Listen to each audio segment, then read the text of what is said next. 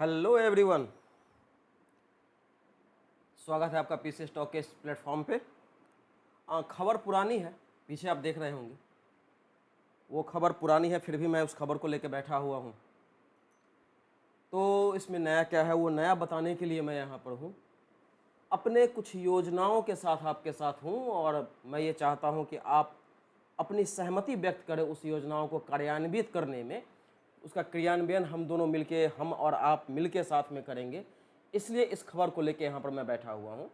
अभी इस नोटिस के बाद तो एक और डेवलपमेंट हुआ है कि 69th जो बीपीएससी का एग्ज़ाम हुआ, उस एग्ज़ाम का भी मेंस का रिज़ल्ट आ चुका है और उसका डॉक्यूमेंट वेरिफिकेशन का भी नोटिस आ चुका है। तो बस आपको मैं ये बताने के लिए यहाँ पर हूँ कि जो बीपीएससी का एग्ज़ाम आपको होने वाला था 30 तारीख को, 30/9/2024 को, अब वो एग्ज़ाम संभावित है। मतलब कि अभी इस पे कहना जल्दीबाजी होगी कि क्या 17/11 को हो जाएगा। तो ये भी बीपीएससी ने कहा है कि संभावित है, लेकिन हम ये एज अ परीक्षार्थी और एज अ मेंटोर ये मान के चले कि ये 17/11 को एग्ज़ाम होगा।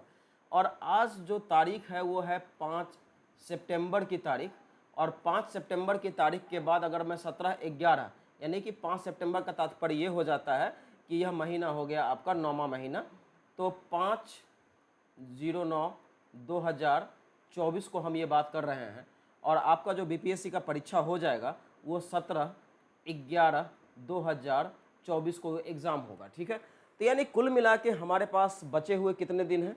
तो हमारे पास ऑन एन एवरेज देखा जाए तो 2 महीने का समय, 2 महीने एग्जैक्टली मैं कहूँ तो 70-72 दिन का समय हमारे पास शेष बचता है।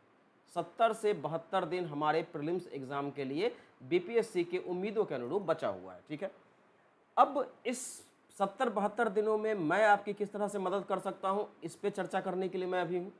दूसरी बात ये कि इस बार जो बीपीएससी का सोर्स तो नहीं है, लेकिन हाँ बाहर के सोर्सेज से ये पता चला है। मैं भी अभी आपको 100% ये कंफर्म नहीं बताऊंगा कि ये इन्फॉर्मेशन बिल्कुल सही है, लेकिन हाँ ये जानकारी मिली है। कि जानकारी क्या है कि जो बीपीएससी का इस बार जो एग्ज़ाम आने वाला है 17th बीपीएससी, वो जो 17th बीपीएससी होगा उसमें रिक्तियों की संख्या, खास तौर से जो प्रीमियम पोस्ट होते हैं, जो एसडीएम का पोस्ट है, डीएसपी का पोस्ट है, उसमें रिक्तियों की संख्या थोड़ी ज़्यादा है। ठीक है, तो इस वजह से मैं आपको ये बताने की कोशिश कर रहा हूँ कि अभी तक ये पता चला है कि 200 के आसपास आपके एसडीएम के पद होंगे इसमें, और उसके बाद 130 से क्षमा करेंगे 130 से 135 130 से 135 के बीच में आपके डीएसपी के पोस्ट होंगे। तो ये हमारा अभी तक का इंफॉर्मेशन या जानकारी है। ठीक है, अब रही बात कि यह जो अगर एसडीएम या डीएसपी के लिहाज से देखा जाए तो अपने आप में बहुत बड़ी रिक्ति है ये। तो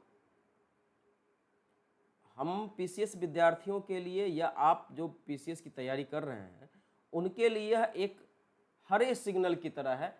ठीक है, यह एक ग्रीन सिग्नल है कि हम लोग इसकी तैयारी करें और बहुत ज़ोर शोर से जम के तैयारी करें। ठीक है, क्योंकि अब यहाँ पर तो स्पष्ट दिख रहा है कि 300 के करीब पद जो हो जाएंगे, वह एक प्रशासनिक सेवा में जाने वाले बच्चों का जो सपना होता है, स्वप्न होता है, वो स्वप्न सरीखे पद हैं ये। तो इस स्वप्न सरीखे पद में हम क्या करें ऐसा कि हमें इस बार जो एग्ज़ाम देना पड़े वह एग्ज़ाम हमारा आखिरी एग्ज़ाम हो सफलता के मायने में। ऐसा संभव शायद मैं कहूँ कि सबके लिए नहीं है, लेकिन हाँ जो बच्चे सफलता प्राप्त करेंगे, तो अगर सीरियस कैंडिडेट हैं तो यह 300 से 330 के पद जो हैं, जो कि लेवल 9 के पद और ख़ासतौर से जो प्रीमियम पोस्ट हैं, उनमें उनका अगर चयन हो जाता है तो उनका ये आखिरी एग्ज़ाम होगा। ठीक है, अब रही बात कि कुल मिला के अगर रिक्तियों की संख्या देखी जाए तो 64th के बीपीएससी में जो रिक्तियां आई थी वो 1400 के करीब थी, और अभी जो सामान्य प्रशासन विभाग की जानकारी है उसके अनुसार से, हालांकि ऑफिशियल सोर्स नहीं है, मैं बार बार बोल रहा हूं, तो ये 1150 से 1200 के पद के पास बीपीएससी को अधियाचना मिल चुकी है। मतलब ये है कि अब जो है सो अगर कुछ और अधियाचना होती है तो यह पद की संख्या शायद बीपीएससी के इतिहास में सबसे ज़्यादा हो जाए और ये 1400 को भी पार कर जाए। तो यह अपने आप पे एक बहुत बड़ा मोटिवेशन है हमारे लिए, आपके लिए, तैयारी करने वालों के लिए कि यह जो बीपीएससी है इस अवसर को कैसे भुनाया जाए। तो बचे हुए जो मैंने बताया कि हमारे पास समय कम है, वो कम समय में आपकी हम मदद कैसे कर सकते हैं, जो 70-72 दिन में उसमें मदद कैसे कर सकते हैं। तो मैंने पहले भी चर्चा की थी, मैंने छोटे-छोटे वीडियोस डाले हैं इस चैनल पे, लेकिन मैं बहुत ज़्यादा एक्टिव नहीं रहा हूँ, मैं इसके लिए माफ़ी चाहता हूँ। लेकिन मैं बता रहा हूँ कि हम अपनी तैयारी को एक सही दिशा दे के इसमें हम आगे बढ़ सकते हैं। अब सही दिशा क्या होगी? तो अंतिम 72 दिनों में मेरे प्यारे मित्रों, मेरे प्यारे विद्यार्थियों, आपको नई चीज़ों पे थोड़ा भटकना नहीं है। ये जो 70 से 72 दिन है, इसमें भटकाव की प्रवृत्ति को रोकिए, नए सोर्स को मत पढ़िए, आप सिर्फ क्या करेंगे? रिवीजन करेंगे, ठीक है? अब रिवीजन करना है तो भी रिवीजन स्मार्ट रिवीजन होना चाहिए। तो सबसे बेहतर क्या होता है रिवीजन में? तो आप अगर पिछले प्रश्नों का एनालिसिस करें और आप अगर ये समझने की कोशिश करें कि सवाल कहाँ से अधिक आ रहे हैं, तो मैं आपको ये बता दूं कि जो सवालों की संख्या है, वो सवालों की संख्या सबसे अधिक, अगर मैं मेरा माने आप, तो सबसे अधिक हो जाता है कहाँ से? तो वो हो जाता है कुछ चुनिंदा टॉपिक से। अब जो कुछ चुनिंदा टॉपिक हैं वो कौन कौन से हैं? तो आप पहले यहाँ पर ध्यान दीजिए कि वो जो चुनिंदा टॉपिक हैं वो टॉपिक हो जाते हैं हमारे बिहार स्पेशल। पहली बात मैं कहूँगा कि जो बिहार स्पेशल है वो सबसे ज़्यादा आपका मदद करेगा, क्योंकि यहाँ से अमूमन 30 से 35 सवाल तो आने ही आने हैं। तो आप बिहार स्पेशल का रिवीजन करें। फिर क्या करें?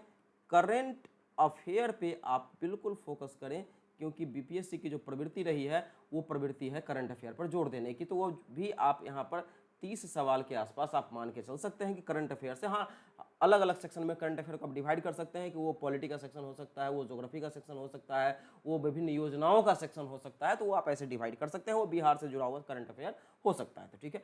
उसके बाद अगर आपको बीपीएससी में और भी अगर अपने आप को शार्प करना है तो आप क्या कर लो कि साइंस का जो सेक्शन है उस साइंस के सेक्शन को पढ़ो और उसको रिवाइज करो। नया कुछ मत पढ़ना, सिर्फ रिवीजन करना, और वहाँ पे आपको करीबन 30 से 35 सवाल वहाँ भी आपको मिल जाएंगे। मैंने पहले भी कहा कि 10 सवाल जो आपके मैथमेटिक्स के होते हैं वो तो आपके फिक्स हैं। तो यानी कुल मिला के कहा जाए तो 100 नंबर की स्ट्रैटेजी तो अभी आपके सामने है। 100 नंबर की स्ट्रैटेजी अभी आपके सामने है 150 सवालों में से। आउट ऑफ 50 आपके पास 100 नंबर ऑलरेडी स्ट्रेटजी है। अब रही बात पॉलिटी, ज्योग्राफी है, फिर उसके अलावा पॉलिटी है, और उसके बाद फिर अलग अलग सेक्शन, इकोलॉजी का सेक्शन हो जाता है, थोड़ा सा डिजास्टर मैनेजमेंट का सेक्शन कोई खास नहीं होता है, लेकिन हाँ आप कह सकते हैं कि डिजास्टर मैनेजमेंट। फिर इकोनॉमी में, अगर इकोलॉजी मैं यहाँ पर बोल रहा हूँ कि इकोलॉजी है ये, एंड देन इकोनॉमी का सेक्शन हो जाता है। तो इकोनॉमी में आपको क्या करना है कि बिहार बजट पे फोकस करना है, करंट अफेयर पे फोकस करना है। बिहार बजट और जो करंट न्यूज़ आया है इकोनॉमी का उस पर फोकस करना है। इकोनॉमिक सर्वे ऑफ बिहार पढ़ना है, ठीक है। तो मैं ये चाह रहा हूँ कि आपकी मदद अगर मैं करना चाहूँ तो मैं आपकी मदद कर कैसे सकता हूँ? तो मैं आपकी मदद अगर कर सकता हूँ तो आपको कुछ टॉपिक में मैं आपकी सहायता कर सकता हूँ पढ़ने में, क्योंकि आप ऑलरेडी तैयारी के उस क्रम में हैं, उस स्टेज में होंगे जहाँ पर कि आपकी तैयारी तो अच्छी होगी ही, ये मैं मान के चल रहा हूँ। तो इस स्थिति में मैं आपकी सहायता कर सकता हूँ रिवीजन में। रिवीजन करना भी एक कला है कि उन चीज़ों को पढ़ा जाए जिससे सवाल ज़्यादा आते हैं। तो मैं वहाँ पे आपकी सहायता करने के लिए उत्सुक हूँ। मैं चाहता हूँ कि आप थोड़ा ये कमेंट करके बताएं कि आपको किस सेगमेंट में मुझसे मदद चाहिए। मेरा ये मानना है कि अगर मैं आपकी मदद करूँ तो वो मदद होगी आपकी किसमें? तो मैं आपकी मदद कर सकता हूँ बिहार स्पेशल में।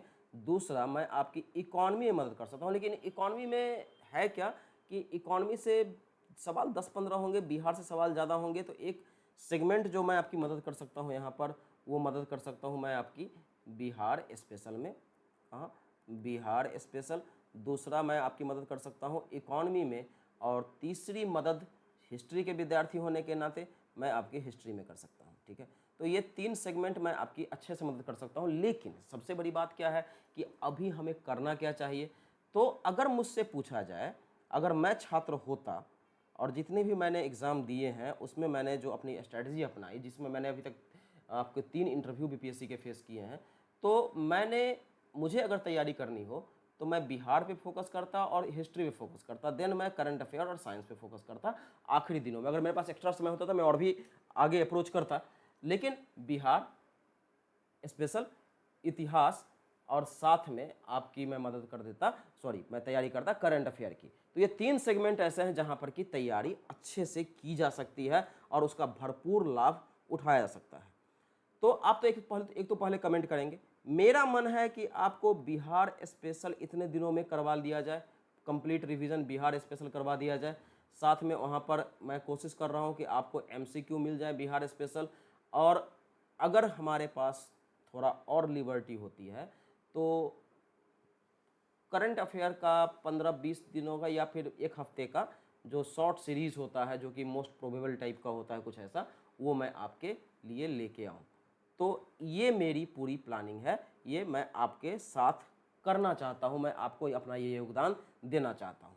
तो आप कमेंट भी करें प्लीज़ और ये बताएं कि आपको क्या चाहिए मेरे ज़रिए। और दूसरी बात मैं आपसे ये भी चाहता हूँ कि आप मुझे ये भी बताएं कि अगर इसके अलावा आपको और भी किसी चीज़ों में इंटरेस्ट है जो कि बिहार बीपीएससी में आपकी मदद करे, या फिर आपको इंटरव्यू गाइडेंस प्रोग्राम चाहिए 69 से रिलेटेड, आप उसके बारे में बात कर सकते हैं।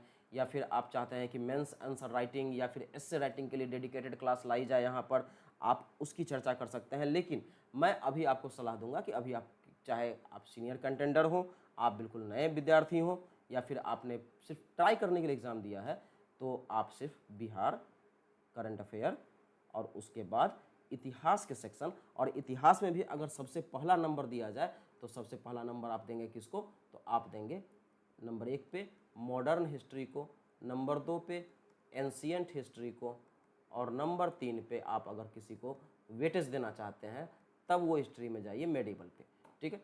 और ये तो हो गई इसकी स्ट्रेटजी। अब रही बात कि पॉलिटी वगैरह का क्या किया जाए, तो उस पर मैं आपके लिए, आप कमेंट करिए, मैं वीडियो लेके आऊँगा आपके लिए, उसमें वहाँ पर कोई समस्या नहीं है, मैं आपके लिए वीडियोज़ लेते आऊँगा कि पॉलिटी में क्या करें कैसे करें।